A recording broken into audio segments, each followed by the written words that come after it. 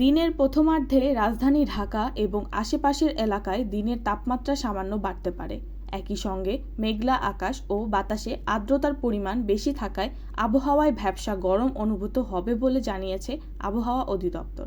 শনিবার ১৯ জুলাই সকাল ৭টা থেকে পরবর্তী ৬ ঘন্টার জন্য দেওয়া পূর্বাভাসে এমন তথ্যই জানানো হয়েছে।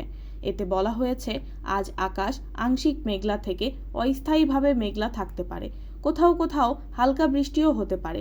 তবে গত ২৪ ঘন্টায় রাজধানীতে কোনো বৃষ্টিপাত রেকর্ড করা হয়নি।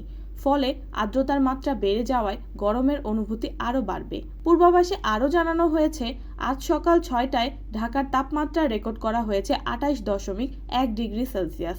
বাতাসে আর্দ্রতা ছিল ৯১%।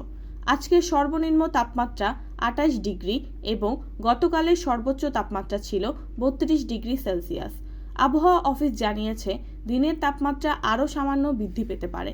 এছাড়া দক্ষিণ অথবা দক্ষিণ পশ্চিম দিক থেকে ঘন্টায় ১০ থেকে ১৫ কিলোমিটার গতিতে বাতাস বইতে পারে বলে পূর্বাভাসে বলা হয়েছে।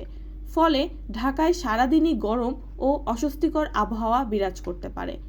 অন্যদিকে দেশের অভ্যন্তরীণ নদীবন্দরগুলোর জন্য আবহাওয়া অধিদপ্তর থেকে কোনো সতর্কবার্তা বা সংকেত জারি করা হয়নি।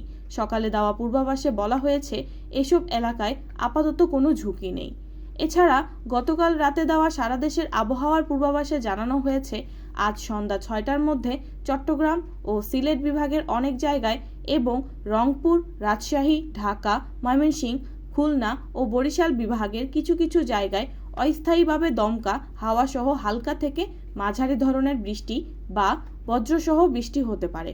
আবার চট্টগ্রাম ও সিলেট বিভাগের কোথাও কোথাও মাঝারি ধরনের ভারী থেকে ভারী বর্ষণ হতে পারে। একই সঙ্গে সারা দেশে দিন ও রাতের তাপমাত্রাও সামান্য বাড়তে পারে।